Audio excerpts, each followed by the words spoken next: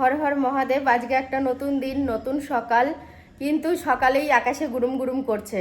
আজকে ওয়েদারটা মানে পুরোটাই এখনো মেঘলা রয়েছে, তবে বৃষ্টি হয়নি। আমি মানে চেতন হয়েছি অনেকক্ষণ। ওই দেখো ওকে ঘরেও দেখা যাচ্ছে, এক্ষুনি ওকে ডাকলাম। এবার আমাদের যেহেতু ওই জামালপুর যেতে হবে গঙ্গা স্নান করে, তো আজকে আবার ফল আছে, তো সেই কারণে তাড়াতাড়ি যাব, আর ওই জন্য তাড়াতাড়ি ভোট দিতে যাব। তো আমাদের এদিকে ভোট যতজন ছিল সন্ন্যাসী হয়ে ওই বাবার স্থানে সবাই চলে এসছে, কেউ কালকে রাত্রে, কেউ আজকে সকালে। কারণ ওখানে যতজনের সাথে দেখা হয়েছিল সকালবেলায় ততজনকে এখানে দেখলাম। কি গো, উঠেছো? চলে এসো, একসাথে মাকেও নিয়ে যাব, আমাদের তিনজন। আর আমার ননদ আর আমার ঠাকুর জামাই চলে গেছে ভোট দিতে। আমাদের স্কুটিটা নিয়ে আমরা হেঁটেই যাব ভোট কেন্দ্রে। তবে হ্যাঁ, ফোনটা রেখে যাব, বাড়িতে চার্জে বসিয়ে যাব। আস্তে আস্তে গো। হাই মানে তুলছি, ক্যামেরাটা অন করে দিয়েছে। সত্যি মানে আমার ব্যক্তি স্বাধীনতা আমার নেই। তা ঠিক, তুমি ঘুমিয়েছিলে, তোমাকে তুলালাম। ঘুমাইনি, ভোট দিয়ে এসে একটু শুয়েছিলাম, তো তারপরে এই একটুখানি উঠে বসলাম ও আর কি, এই ব্লগ করবে বলে। ঘুমাইনি। আর আজকে ভাবছি ওখানে একটা কম্বল নিয়ে যাবো, জানো। কম্বল দুটো আছে তো? কম্বল দুটো আছে, তবু একটা আমি নেবো। আবার লাগবে? হ্যাঁ, কেন আচ্ছা। বলো তো? আজকে রাতে থাকবো, কালকে থাকবো, পরশু থাকবো, তো সেই জন্য। দেখো বন্ধুরা, একটা জিনিস তোমাদের দেখাই। এই দেখো কিভাবে শুয়ে আছে, দেখো ঠান্ডা পেয়েছে তো এখানটা করে শুয়ে পড়েছে। এখনই তোমাদের যাদের দেখালাম ওরা দুই ভাই। আমরা যে দুটো দিন বাড়িতে ছিলাম না, যেই আমরা সকালবেলা বাড়িতে আসলাম, আসার পরে আমাদের কাপড় নিয়ে এবং গা শুকে শুকে ওদের আর হচ্ছে না। খুব ভালোবাসা আমাদের। আমি এটুকু জানি, ভালোবাসা দিলে ভালোবাসা পাওয়া যায়। যাই হোক বন্ধুরা, অনেক দিন ছাদে উঠিনি, আজকে ছাদে উঠলাম। উঠে দেখি কিনা মিস্ত্রিরা কাজ করছে না, সব মানে যার যার মতন ভোট ফোট দিতে গিয়েছে, আজকে ভোট আছে। আর এই দুটো দিন যে কাজ করেছে কিনা তাও আমার জানা নেই, কাজটা দেখলে হয়তো বুঝতে পারবো কাজ করেছে কি করেনি। তা আকাশে কিছুক্ষণ আগে দেখলাম যে মেঘ ডাকছিল তোমার, টিম টিম করে মেঘ ডাকছিল। এখন দেখছি কয়েক ফোঁটা বৃষ্টি পড়ছে। আর সাথে এখন ঘরে ঘুমাচ্ছে। আমরা 12:30 থেকে 1টার মধ্যে গঙ্গা স্নান করতে যাব। গঙ্গা স্নান টান করে এসে বাড়িতে বসবো, ও কাপড়টা শুকাবে, শুকিয়ে টুকিয়ে এখান থেকে বেরিয়ে যাব 3টে নাগাদ, জামালপুরে পৌঁছে যাবো 4টে নাগাদ। তা আকাশের যা ওয়েদার আছে, ছাদে যা উঠে বুঝতে পারছি যা হাওয়া দিচ্ছে, এখানে বসে থাকলে কিন্তু শান্তিপূর্ণ লাগবে। আর বাবার একটা মহিমা আছে, আমি এটা দেখছি, ছোটোবেলা থেকেই দেখেছি। বাবার কাছে যারা সন্ন্যাস হয় তারা কিন্তু এই উপভোগটা ভোগ করে। অন্য অন্য টাইমে গরম থাকে, রোদ থাকে চমচম করে, কিন্তু বাবার কাছে কামালে এই উত্তরটার একটা মহিমা আছে। কোনো কষ্ট হয় না, কিছু হয় না। আর যাই হোক, আজকে ফলটা কখন হবে জানা নেই আমার, তবে সন্ধে হয়ে যেতে পারে ফল হতে হতে। আর এদিকে দৃশ্যটা দেখো, আকাশে গ্রাম মেঘ আছে, বৃষ্টি তো হবেই গ্যারান্টি সই। জয় বাবা। তো চলো নিচে যাই, নিচে গিয়ে আবার দেখা হচ্ছে। সংসার ফেলে সন্ন্যাস নিয়েছি শুধুমাত্র একজনের ভরসায়, সেটা হলো আমার ননদ। সত্যি কথা বলতে, ও যদি না থাকতো তাহলে কিন্তু এইভাবে সব কিছু হাল ছেড়ে আমি 7-8 দিনের জন্য মহাদেবের পায়ে স্থান নিতে পারতাম না। ও সামলাবে এটা জেনেই কিন্তু আমি এটা করতে পেরেছি। তো বন্ধুরা, মানে আমি একথা সবসময় বলি যে আমার ননদ আমাকে খুব ভালোবাসে, অনেক হেল্প করে। মানে যেটা আমি মুখে বলে ওর ঋণ শোধ করতে পারবো না, কোনো কিছু দিয়েই আমি ওর ঋণ শোধ করতে পারবো না। আর আমার বাবার তো এখন অপার স্বাধীনতা, আর খুব ভালো আছে, ভীষণ ভালো আছে। কারণ আমি থাকলে সব কিছুতে মানে একটু বাধা বিপত্তি করি। এই ধরো খাওয়া দাওয়ার দিকে একটু চেক করে দিই, যেটা ক্ষতি হবে সেটা দিই না। কিন্তু আমার ননদের মনে এতটাই দয়া, হওয়ার এখন কিছু বাধা বিপত্তি মানে না, জানে বৌদি নেই এখন, তাওই মশাই যা খুশি কিছুদিন করে নিক, নিজের মতো চলুক। মানে এই এরকম আর কি ওর মধ্যে একটা ব্যাপার স্যাপার। আমাকে আমার বাবা দেখলে একবারও জিজ্ঞাসাও করছে না, কিরে কখন আসলি, কেমন আছিস, কি বৃত্তান্ত। ওগুলো কিছুই না, আমি বরঞ্চ বলছি কোথাও দূরে যেও না, বাড়িতে ভালোভাবে সাবধানে থেকো। তো যাই হোক বন্ধুরা, ভোটের পর্ব কিন্তু অনেকক্ষণ আগেই হয়ে গেছে, আর ভোটের জন্যই আজকে বাড়ি এসেছিলাম।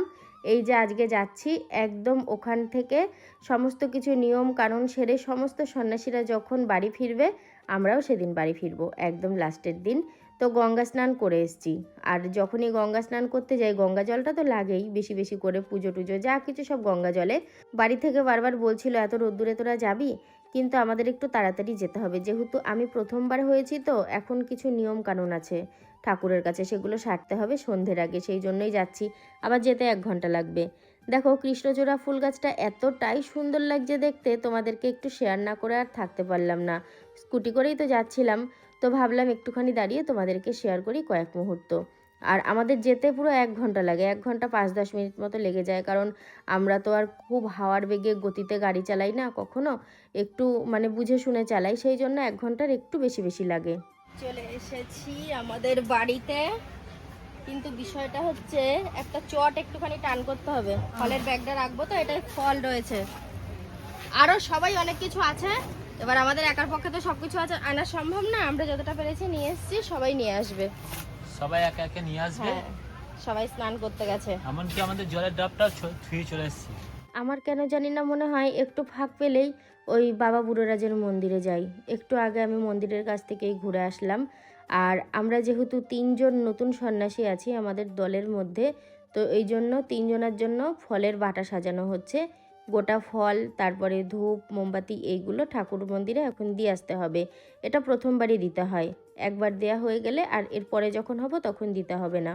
যারা নতুন সন্ন্যাসী সবাই তো এখন ফল দিতে আসছে, তো ওই জন্য দেখো ভিড়ও অনেক রয়েছে। যতই ভিড় থাকুক না কেন, ভিড় ঠেলে অপেক্ষা করে ঠিকই পৌঁছানো যাবে। ভিড় ঠেলেও চলে গেলাম বাবার কাছে। এবার কি বলতো, মেন গেটটা বন্ধ ছিল মন্দিরের, আর এইখানেই রয়েছে বাবা আর কি, এখানে একটা ঠাকুর বসানো থাকে, এই ঠাকুরের কাছেই সবাই ফল দিচ্ছে, আমিও দিলাম।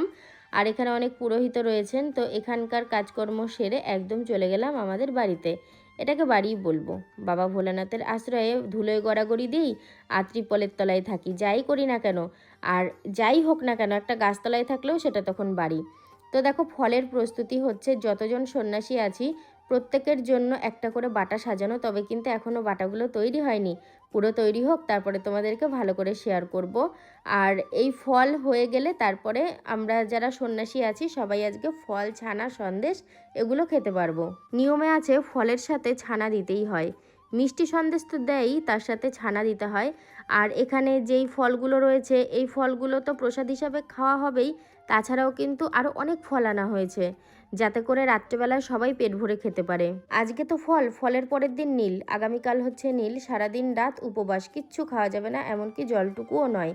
আর আমরা যারা প্রথম হয়েছি, যারা মানে আগে অনেক হয়েছে, এমনকি মন্দির থেকেও বলে দেন যে যারা প্রথম সন্ন্যাসী হয়েছে তারা শুধু একটু চান জল খেয়ে রাখবে, কিংবা এমনি ডাবের জল, চান জল তো খেতেই হবে, তার সাথে ডাবের জল কিংবা এমনি প্লেন জল খেতে হবে, এছাড়া আর কিচ্ছু খাওয়া যাবে না। তাহলে পরবর্তী সময় আমরা যখন হব, যদি থাকতে না পারি, ওই জলটুকুনি কিংবা ওই ডাবের জল খাওয়া যাবে নীলের দিন।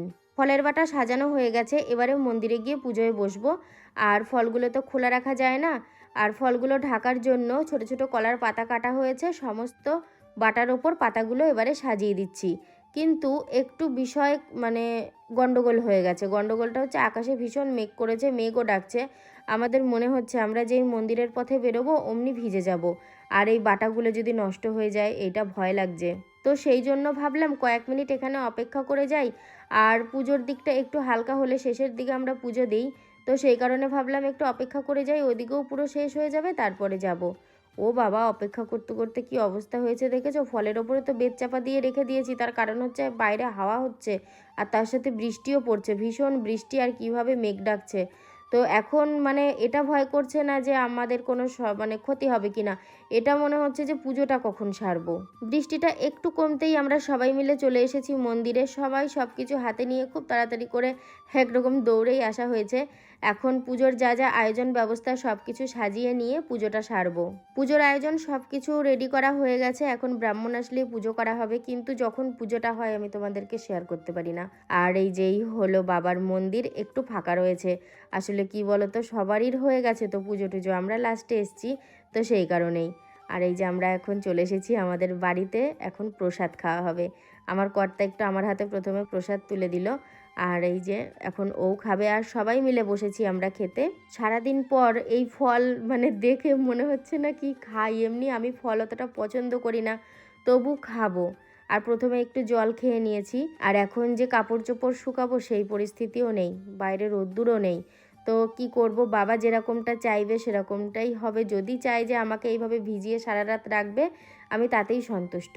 আমি 7 দিনের জন্য নিজের কোনো সিদ্ধান্তে যাব না, তার ইচ্ছাতেই থাকবো। চলো বন্ধুরা, গুড নাইট বলে দিলাম, কেমন?